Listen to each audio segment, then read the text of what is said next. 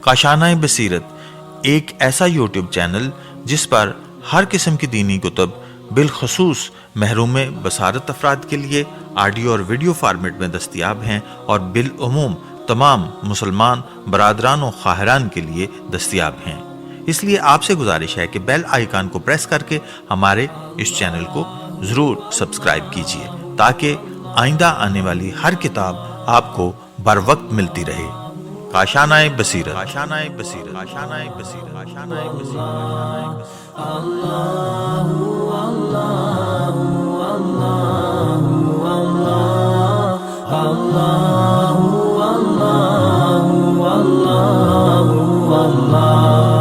بسم اللہ الرحمن الرحیم۔ السلام علیکم۔ یہ کتاب آپ کے لیے کاشانۂ بصیرت کے یوٹیوب چینل کی جانب سے ریکارڈ کی جا رہی ہے۔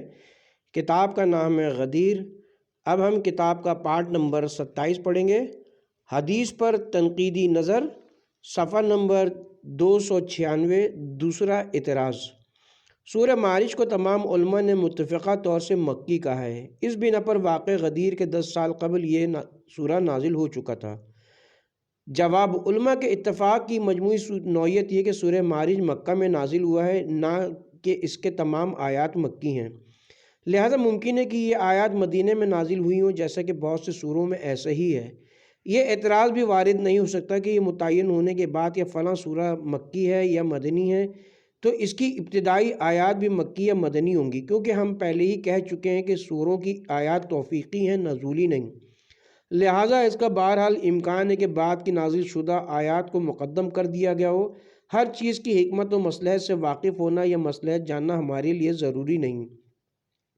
ہم اکثر آیات کی ترتیبی حکمت و مصلحت سے واقف نہیں۔ اس کے بہت سے نظائر ہیں، مثلا سورہ عنکبوت، حاشیہ نمبر 1، جامع البیان، جلد نمبر 2، صفحہ نمبر 863، جلد نمبر 2، صفحہ نمبر 133، الجامع الاحکام، جلد نمبر 13، صفحہ نمبر 323، جلد نمبر 13، صفحہ نمبر 314، السراج المیزان، جلد نمبر 3، صفحہ نمبر 116، جلد نمبر 3، صفحہ نمبر 123، کہف، سورہ کہف، حاشیہ نمبر 2، الجامع الاحکام القرآن، جلد نمبر 10، صفحہ نمبر 346، جلد نمبر 10، صفحہ نمبر 225، الاتقان فی علوم القرآن، جلد نمبر 1، صفحہ نمبر 16، جلد نمبر 1، صفحہ نمبر 413، سورہ ہود، حاشیہ نمبر 1، الجامع الاحکام القرآن، جلد نمبر 9، صفحہ نمبر 1، جلد نمبر 9، صفحہ نمبر 3، السراج المیز، جلد نمبر 2، صفحہ نمبر 40، جلد نمبر 2، صفحہ نمبر 42، سورہ مریم، حاشیہ نمبر 2، الاتقان فی علوم القرآن، جلد نمبر 1، صفحہ نمبر 16، جلد نمبر 1، صفحہ نمبر 42،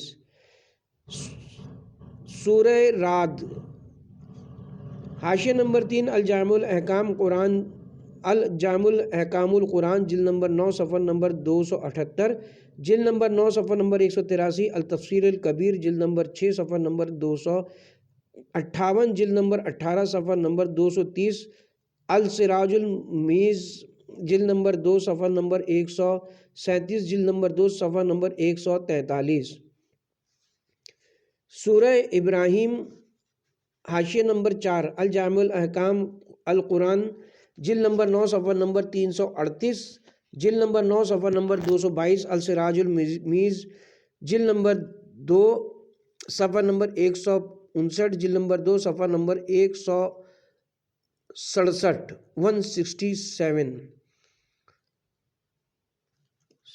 سورہ بنی اسرائیل، حاشیہ نمبر 5، الجامع الاحکام القرآن، جلد نمبر 10، صفحہ نمبر 103، جلد نمبر 10، صفحہ نمبر 134، التفسیر الکبیر، جلد نمبر 5، صفحہ نمبر 540، جلد نمبر 20، صفحہ نمبر 145، السراج المیز، جلد نمبر 2، صفحہ نمبر 2613، جلد نمبر 2، صفحہ نمبر 273، سورہ حج، حاشیہ نمبر 6، الجامع الاحکام القرآن، جلد نمبر 12، صفحہ نمبر 12، صفحہ نمبر 3، التفسیر الکبیر جلد نمبر 6 صفحہ نمبر 206، جلد نمبر 23 صفحہ نمبر 2، السراج المنیز جلد نمبر 2 صفحہ نمبر 511، جلد نمبر 2 صفحہ نمبر 535۔ سورہ فرقان حاشیہ نمبر 7، الجامع احکام القرآن جلد نمبر 13 صفحہ نمبر 13 صفحہ نمبر 3، السراج المنیز جلد نمبر 2 صفحہ نمبر 617، جلد نمبر 2 صفحہ نمبر 464۔ سورہ نمل حاشیہ نمبر 8، الجامع احکام القرآن جلد نمبر 5 صفحہ نمبر 65، جلد نمبر 10 صفحہ نمبر 44، السراج المنیز جلد نمبر 2 صفحہ نمبر 205، جلد نمبر 2 صفحہ نمبر 214۔ سورہ قصص حاشیہ نمبر 9، الجامع احکام القرآن جلد نمبر 13 صفحہ نمبر 247، جلد نمبر 13 صفحہ نمبر 164، التفسیر الکبیر جلد نمبر 6 صفحہ نمبر 585، جلد نمبر 24 صفحہ نمبر 224۔ سورہ مدثر حاشیہ نمبر 10، تفسیر الخازن جلد نمبر 4 صفحہ نمبر 343، جلد نمبر 4 صفحہ نمبر 326۔ سورہ قمر حاشیہ نمبر 11 اور 12، السراج المنیز جلد نمبر 4 صفحہ نمبر 136، جلد نمبر 4 صفحہ نمبر 146، جلد نمبر 4 صفحہ نمبر 41، جلد نمبر 4 صفحہ نمبر 178۔ سورہ واقعہ سورہ مطففین حاشیہ نمبر 13، جامع البیان جلد نمبر 30 صفحہ نمبر 58، جلد نمبر 30 صفحہ نمبر 91۔ واللیل سورہ واللیل حاشیہ نمبر 14، الاتقان فی علوم القرآن جلد نمبر 1 صفحہ نمبر 17، جلد نمبر 1 صفحہ نمبر 47۔ سورہ یونس حاشیہ نمبر 15، التفسیر الکبیر جلد نمبر 4 صفحہ نمبر 774، جلد نمبر 17 صفحہ نمبر 2، الاتقان فی علوم القرآن جلد نمبر 1 صفحہ نمبر 15، جلد نمبر 1 صفحہ نمبر 40، السراج المنیز جلد نمبر 2 صفحہ نمبر 2۔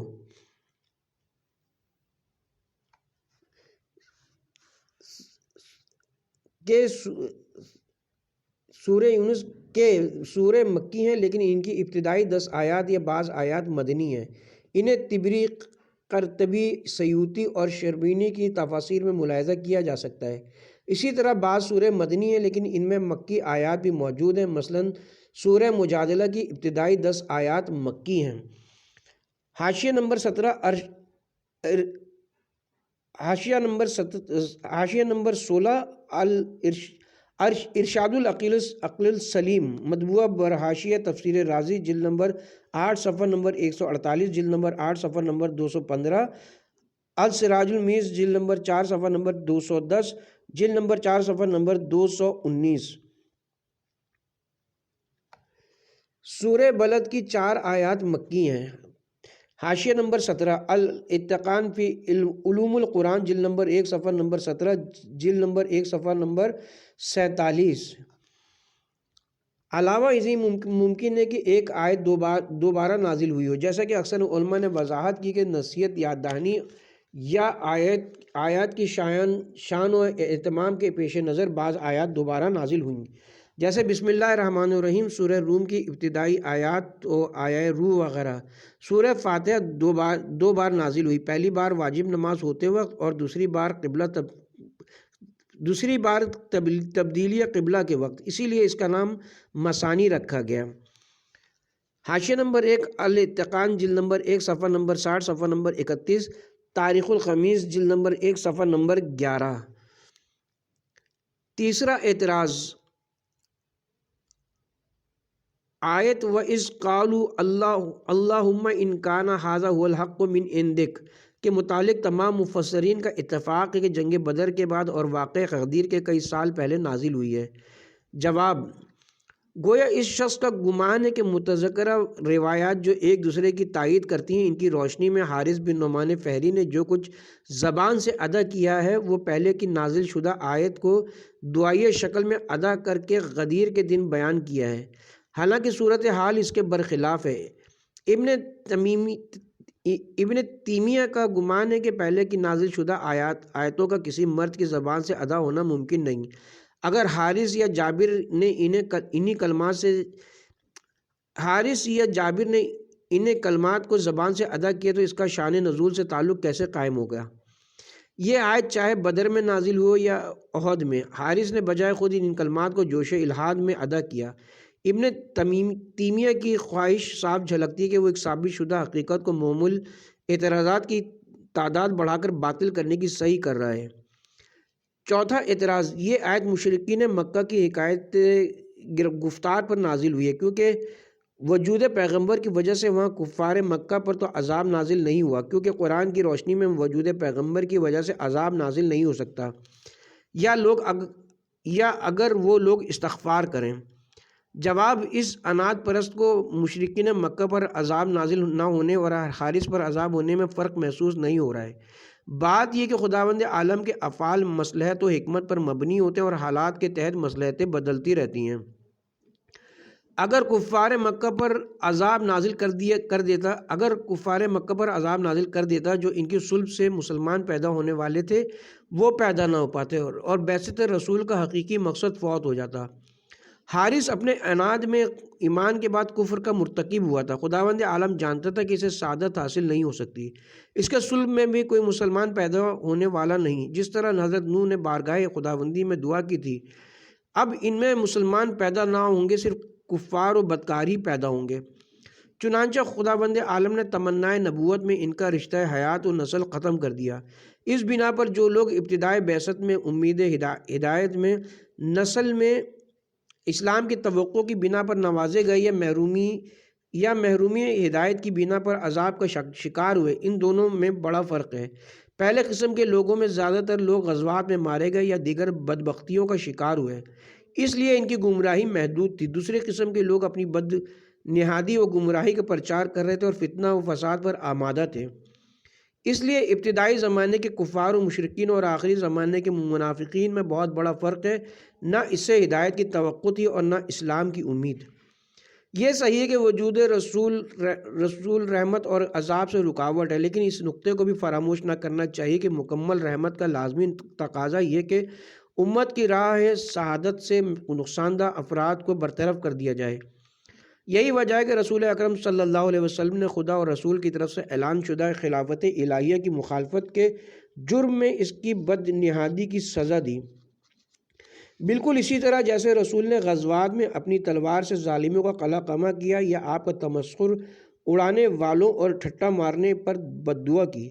صحیح مسلم و بخاری میں ابن مسعود سے روایت ہے کہ جب قریش رسول اکرم کی مخالفت پر کمر بستہ ہو گئے تو آپ نے بددعا فرمائی، خدایا ان پر زمانہ یوسف کی طرح غلے کا عذاب نازل فرما۔ رسول کی بددعا سے ایسا قحط پڑا کہ ان کا تمام غلہ ختم ہو گیا، بھوک نے ان کا تیا پانچا کر دیا اور وہ مردار کھانے پر مجبور ہو گئے۔ بھوک سے ان کی آنکھوں میں دھوئیں اڑنے لگے۔ یہی مطلب ہے یوم تات السماء بدخان مبین، جس دن آسمان سری سے دھواں لیے ہوئے آیا۔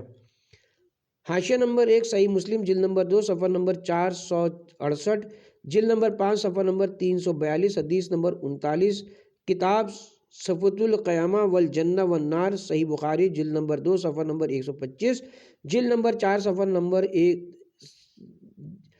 نمبر 1730، حدیث نمبر 4416۔ تفسیر رازی میں ہے کہ مکے والوں نے رسول کو جھٹلایا تو آپ نے بددعا فرمائی کہ ان پر زمانے یوسف کی طرح قحط نازل فرما۔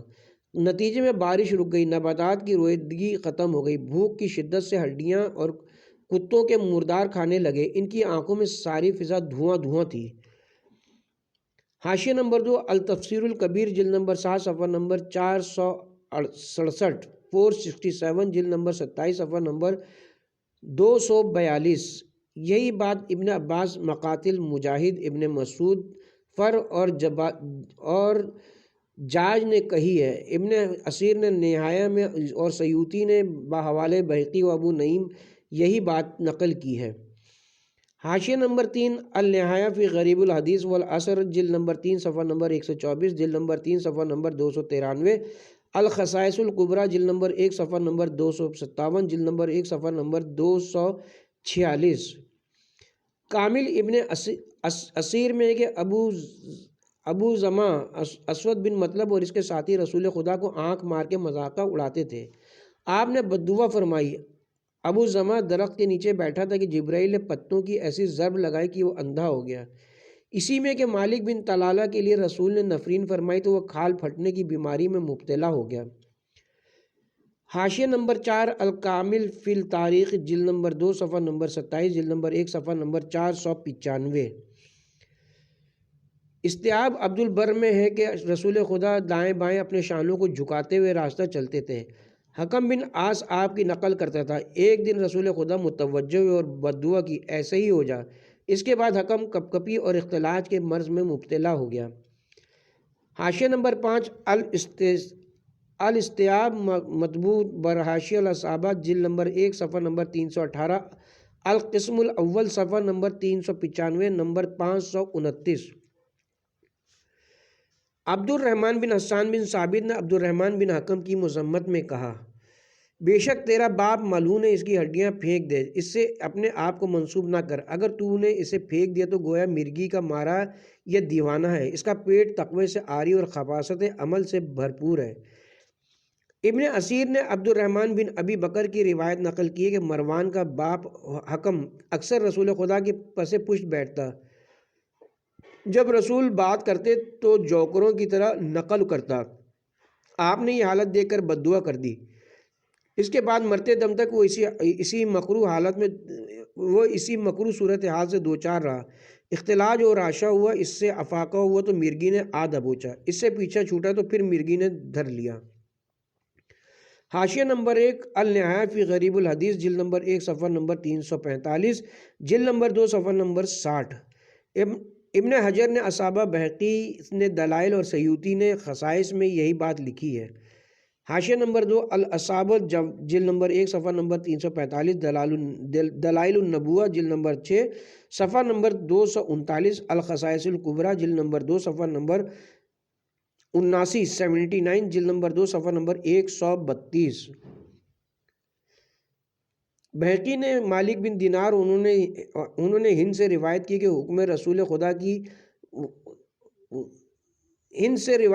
حکم رسول خدا کی انگلیوں کی حرکت کا تمسخر کرتا تھا۔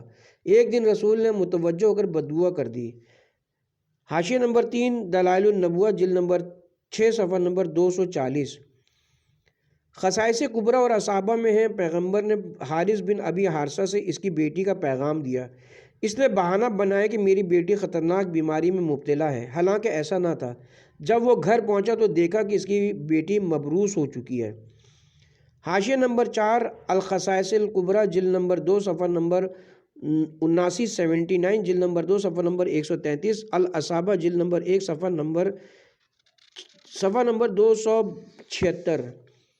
ابو لہب کے بیٹے لہب نے رسول خدا کو گالی دی، نعوذ باللہ۔ آپ نے بددعا فرمائی، خدایا اس پر اپنا کوئی کتا مسلط فرما دے۔ کہتے ہیں کہ شام اپنا تجارتی مال بھیجتے ہوئے ابو لہب نے غلاموں سے لہب کے متعلق خصوصی تاکید کی کہ ہمیشہ لہب کی نگرانی کریں، کیونکہ مجھے رسول کی بددعا سے ڈر لگتا ہے۔ غلاموں نے ہر منزل پر لہب کو دیوار کی طرف سلا کر کپڑوں سے چھپانے کا طریقہ اپنایا۔ عرصے تک نگرانی کا یہی طریقہ رہا۔ ایک رات کسی درندے نے آ کر بھنبور ڈالا۔ حاشیہ نمبر 1 الخصائص الکبریٰ، جلد نمبر 1 صفحہ نمبر 147، جلد نمبر 1 صفحہ نمبر 244، دلائل النبوہ، جلد نمبر 2 صفحہ نمبر 338۔ بہقی کی روایت میں عتبہ بن ابو لہب کے متعلق اسی واقعے کی نشاندہی ہے۔ ایک منزل پر شیر جمعیت کے گرد چکر لگانے لگا، پھر عتبہ پر جھپٹ کر حملہ آور ہوا اور دانتوں سے بھنبوڑ کر اس کا کام تمام کر دیا۔ حاشیہ نمبر 2 النہایہ فی غریب الحدیث جلد نمبر 3 صفحہ نمبر 21، جلد نمبر 3 صفحہ نمبر 91 دلائل النبوہ جلد نمبر 2 صفحہ نمبر 339۔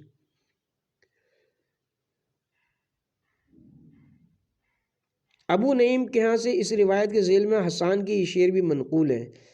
اولاد اشکر سے مل کر دریافت کرو کہ ابو واسع کے ساتھ کیا معاملہ پیش آیا، خدا اس کی قبر کشادہ کرنے کے بجائے تنگ کر دے، جس نے رسول کی قرابت قطع کی، باعظمت اور منور دعوت رسول کی حرم خدا میں تکذیب کی اور مستجب نفرین ہوا۔ سب نے دیکھا کہ سوتے میں خدا نے اس پر اپنا کتا مسلط فرمایا اور وہ کتا دھوکے سے آتا جاتا رہا، پھر درمیان میں آ کر اس کی کھوپڑی پر حملہ آور ہوا اور بھوکے آدمی کی طرح اس کو لاش کا ڈھیر بنا دیا۔ حاشیہ نمبر 3 دلائل النبوہ صفحہ نمبر 585 حدیث نمبر 380 دیوان حسان صفحہ نمبر 145۔ علامہ امینی فرماتے کہ دیوان حسان میں صرف پہلا ہی شعر ہے، اس کے بعد یہ 3 شعر ہیں۔ جس وقت ابو لہب کا بیٹا لوگوں کو بلا رہا تھا، اپنے حسب نسب اور جماعت کا واسطہ دے رہا تھا، شیر نے دانتوں سے دبوچ کر خون میں لت پت زمین پر ڈال دیا، خدائے رحمان گرنے والے کو بلند نہ کرے اور شیر کی قوت ختم نہ کرے جس نے ایک کافر کو ڈھیر کر دیا۔ ابو نعیم میں ہے کہ رسول خدا نے والنجم اذا ہوا تلاوت فرمائی، ادبا چلایا، میں رب نجم سے کافر ہوں۔ رسول نے بددعا فرمائی کہ خدا تجھ پر اپنا کتا مسلط فرما دے۔ حاشیہ نمبر 4 دلائل النبوہ صفحہ نمبر 588 حدیث نمبر 383۔ قارئین کو اس بات کی طرف بھی متوجہ ہو جانا چاہیے کہ وجود رسول کی برکت سے عذاب نہ آنے کا مطلب یہ نہیں کہ کلیتاً کسی حال میں بھی عذاب نہ آئے گا، بلکہ اس کا مطلب یہ کہ فی جملہ عذاب نہ آئے گا، اور عمومی مصلحت کا تقاضا بھی یہی ہے کہ بدن کا جو حصہ خراب ہو جائے اسے چھانٹ کر الگ کر دیا جائے تاکہ دوسرے حصوں کی حفاظت ہو سکے، لیکن جس بیماری سے دوسرے حصوں پر اثر پڑنے کا اندیشہ نہ ہو یا علاج سے اچھا ہونے کی امید ہو تو اسے قطع نہیں کیا جاتا۔ خداوند عالم نے قریش کو دھمکی دی کہ اگر اسلام سے منہ موڑنے کا اپنا رویہ جاری رکھا تو قوم سمود و عاد کے صاعقہ عذاب کی طرح تم پر بھی بجلی گرے گی۔ چونکہ اس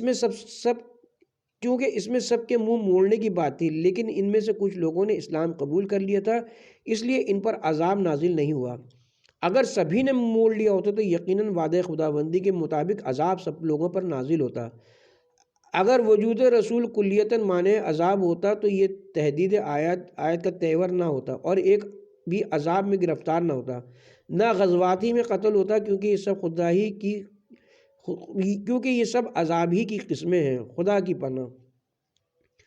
5واں اعتراض، اگر حارث کا واقعہ صحیح ہوتا تو اس پر مستقل آیت نازل ہوتی، جیسے اصحاب کے لیے سورہ نازل ہوا اور لوگوں نے اپنے رشحات پیش کیے ہوتے ہیں۔ ہم تو یہ دیکھتے کہ مصنفین اور ارباب مسانید و صحاح نے اس طرف کوئی توجہ نہیں کی ہے۔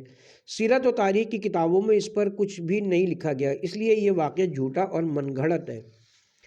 جواب، اس واقعے کو انفرادی قرار دے کر اصحاب فیل کے تحت بیان کرنا بڑی لچر بات ہے، کیونکہ حارث کا واقعہ بعض وجوہ کی بنا پر عمومی توجہ و شہرت سے نہ پا سکا۔ کیونکہ حارث کا واقعہ بعض وجوہ کی بنا پر عمومی توجہ و شہرت نہ پا سکا۔ پھر یہ کہ جو لوگ اس کے گواہ تھے وہ اس کو شہرت دینا بھی نہیں چاہتے تھے، کیونکہ اس سے اصل موضوع یعنی ولایت علی کو تقویت ملتی تھی۔ وہ چاہتے تھے کہ کسی طرح یہ واقعہ دب جائے، کہیں بیان بھی کرتے تو اشتباہ پیدا کرنے کی صحیح کی جاتی تھی۔ حادثہ فیل ایک اہم و عظیم واقعہ اور معجزہ رسول اعظم تھا، جس میں بہت سے لوگ ہلاکت کا شکار ہوئے، اس وجہ سے اس کو عمومی شہرت حاصل ہوئی۔ قوم ابرہہ کے مکر سے بچ گئی اور کعبہ جو مظہر عبودیت اور زیارت گاہ خلائق ہے صحیح و سالم رہ گیا۔ اس بنا پر دونوں کے مقاصد بھی الگ الگ تھے، ان دونوں کو ایک معیار پر پرکھنا صریح دھاندلی ہے۔ اسی طرح معجزات نبی میں فرق واضح ہے، بعض صرف قبر احد پر مان لیے گئے ہیں، بعض صرف قبر احد پر مان لیے گئے، بعض حد تواتر تک پہنچ گئے اور بعض تو بغیر سند کے متفقہ طور پر تسلیم کر لیے گئے۔ یہ اختلاف ان کی عظمت و اہمیت و شرائط و متعلقات کی حیثیت سے خود ان موجزوں سے مربوط ہیں۔ ابن تیمیہ کا یہ دعویٰ کہ مصنفین نے اس واقعے کو نظر انداز کیا ہے دوسری دھاندلی ہے۔ گزشتہ صفحات میں عظیم دانشوروں، بلند پایہ محدثوں اور معتبر مورخوں کی تحقیقات پیش کی گئی ہیں۔ اب اس منوس نے جو مجہول سند کی بات کہی ہے، ہم نہیں جانتے کہ کون ہے اور کیا ہے، کیونکہ اس سلسلے کی روایات بزرگ صحابی حذیفہ سے مروی ہیں۔ حدیث و تفسیر کے امام سفیان بن عیینہ نے نقل کیا کہ ابن تیمیہ کے دعوے کے برخلاف مشہور ترین وثقہ ہے۔ ان دونوں کی شخصیت کو حفاظ و محدثین نے سراہا اور موثق سمجھا کہ کوئی بھی ان کی عظمت کا منکر نہیں۔ یہ عظیم محدثین بے اصل باتوں کی اپنی کتابوں میں کبھی جگہ نہ دیتے۔ اندھے پن میں سند کو مجہول بتا کر اصل واقعے سے انکار کرنا ابن تیمیہ کی انتہائی عناد پرستی ہے۔ چھٹا اعتراض، اس حدیث سے تو معلوم ہوتا ہے کہ متذکرہ حارث اسلام کے مبادی پنجگانہ کا اقرار کرتا تھا۔ ہر شخص جانتا ہے کہ کوئی بھی مسلمان عہد نبوی میں عذاب کا شکار نہیں ہوا۔ جواب، یہ حدیث جس طرح حارث کا اسلام ثابت کر رہی ہے، اسی طرح مرتدین کا اسلام ثابت کر رہی ہے۔ مرتدین بھی ارشادات پیغمبر کی رد کرتے تھے، احکامات خداوندی میں شک کرتے تھے، بنابراین حارث پر حالت اسلام میں نہیں بلکہ حالت کفر میں عذاب آیا تھا۔ اس کے علاوہ اکثر مسلمان رسول سے گستاخی کے جرم میں عذاب کا شکار ہوئے، جیسے جمرہ عذاب کا شکار ہوئی۔ صحیح مسلم میں سلمہ بن عقو سے روایت ہے کہ ایک شخص رسول اکرم صلی اللہ علیہ وسلم کے ساتھ بائیں ہاتھ سے کھانا کھا رہا تھا۔ آپ نے اسے دائیں ہاتھ سے کھانے کی تاکید فرمائی۔ اس نے کہا دائیں ہاتھ سے کھانے کی صلاحیت نہیں، حالانکہ طاقت و صلاحیت تھی۔ آپ نے فرمایا تجھے طاقت نہیں رہے گی۔ پھر وہ عمر بھر منہ تک اپنا ہاتھ نہ لے جا سکا۔ حاشیہ نمبر 1، صحیح مسلم جلد نمبر 4 صفحہ نمبر 259، حدیث نمبر 107، کتاب الشربہ۔ صحیح بخاری میں ہے، رسول اللہ ایک بدو کی عیادت کے لیے تشریف لے گئے۔ رسولوں کا طریقہ تھا کہ فرمایا کرتے تھے کہ کوئی حرج نہیں ہے، یہ بڑی طہارت ہے۔ یہاں بھی فرمایا، اس نے جھلاہٹ میں کہا یہ طہارت نہیں بلکہ بڈھے کو بخار نے قبر تک پہنچا دیا ہے۔ رسول نے فرمایا جیسا سمجھ رہے ہو ایسا ہی ہوگا۔ نتیجے میں وہ شام تک مر گیا۔ حاشیہ نمبر 2، صحیح بخاری جلد نمبر 5 صفحہ نمبر 227، جلد نمبر صفحہ نمبر 1324، حدیث نمبر 3420۔ ماردی کے اعلام النبوہ میں ہے کہ ایک شخص کو آپ نے بالوں سے کھیلنے سے منع فرمایا تھا۔ وہ حالت نماز میں بالوں سے کھیل رہا تھا۔ آپ نے بددعا کی خدا تیرے بالوں کا ستیہ ناش کرے۔ وہ اسی وقت گنجا ہو گیا۔ حاشیہ نمبر 3، اعلام النبوہ صفحہ نمبر 81، صفحہ نمبر 134۔ ساتواں اعتراض، حارث بن نعمان درمیان صحابہ مشہور نہیں ہے۔ ابن عبد البر، ابن مندہ، ابو نعیم اور ابو موسیٰ جیسے محدثین نے بھی صحابہ کے نام میں اس کی نشاندہی نہیں کی ہے۔ بنابراین ایسے شخص کا وجود ہمارے نزدیک تحقیقی کیسے ہو سکتا ہے؟ جواب، صحابہ کے اسماء و حالات پر مشتمل کتابوں میں سب کے ناموں کا احاطہ نہیں کر لیا گیا ہے، بلکہ ہر مؤلف نے اپنی معلومات بھر صحابہ کے ناموں کی نشاندہی کی ہے۔ دوسرے مؤلف نے آ کر اس میں مزید اضافہ کیا۔ اس سلسلے میں جامع ترین کتاب اصابہ فی تمییز الصحابہ ہے، جسے ابن حجر عسقلانی نے ترتیب دیا ہے۔ انہوں نے آغاز کتاب میں خود ہی وضاحت کر دی کہ بلا شبہ شریف ترین علم حدیث نبوی کی واقفیت ہے اور ان کے اہم ترین موضوعات میں صحابہ کی معرفت اور بعد کے لوگوں سے ان کا امتیاز ہے۔ حاشیہ نمبر 1، الاصابہ جلد نمبر 1 صفحہ نمبر 2 اور 4۔ اکثر حفاظ نے اپنی تالیفات میں مقدور بھر صحابہ و تابعین کے اسماء کا احاطہ کیا ہے۔ میری اطلاع میں سب سے پہلی کتاب ابو عبداللہ بخاری کی ہے، جو اس موضوع پر مستقل ہے، اور ابو القاسم بغوی وغیرہ نے ان سے نقل کیا ہے۔ اس کے بعد طبقہ مشائخ نے اسماء صحابہ کی احاطہ بندی کی ہے، جیسے خلیفہ بن خیاط، محمد بن سعید، یعقوب بن سفیان، ابو خیثمہ۔ ان کے بعد کی تصانیف میں ابو القاسم بغوی، ابو داود ابدان، ان کے بعد ان کے بعد بن سکن، ابن شاہین، ابو منصور ماوردی اور ابن حبان جیسے لوگ ابھرے اور طبرانی کی معجم الکبیر جیسی کتاب سامنے آئی۔ بعد میں ابو نعیم اور عبد البر کی استیاب نامی کتاب، جس میں ان کے گمان کے مطابق قبل کے تمام کتابوں سے اسما کی احاطہ بندی کر لی گئی ہے، اس کے باوجود زیادہ تر صحابہ کے اسما چھوٹ گئے ہیں۔ بنابراین ابو بکر بن فتون نے تکمیل کتاب کے سلسلے میں جامع ترین تالیف پیش کی، وہ بھی نامکمل سمجھی گئی، تو کچھ لوگوں نے اس کا تتمہ تالیف کیا۔ اس زمانے تک تمام اسما صحابہ کا احاطہ نہیں کیا جا سکا تھا۔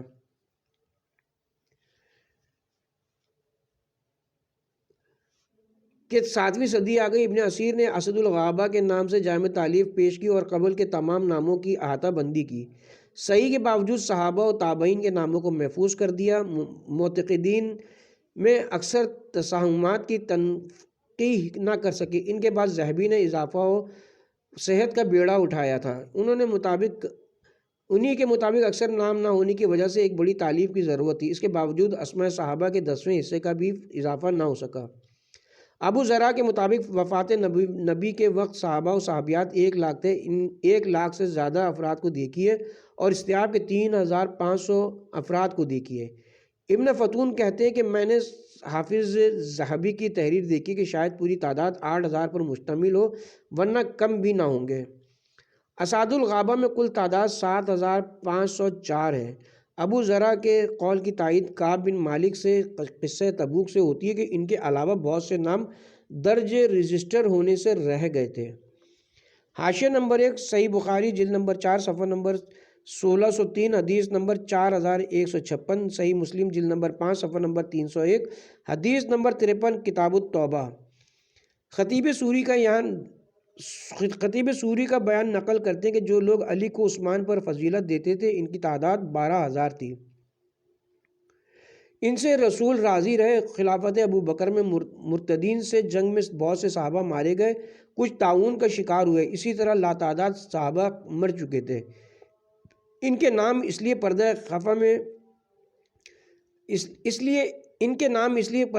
خفا میں رہ گئے کہ غدیر کے موقع پر حاضر تھے۔ واللہ عالم۔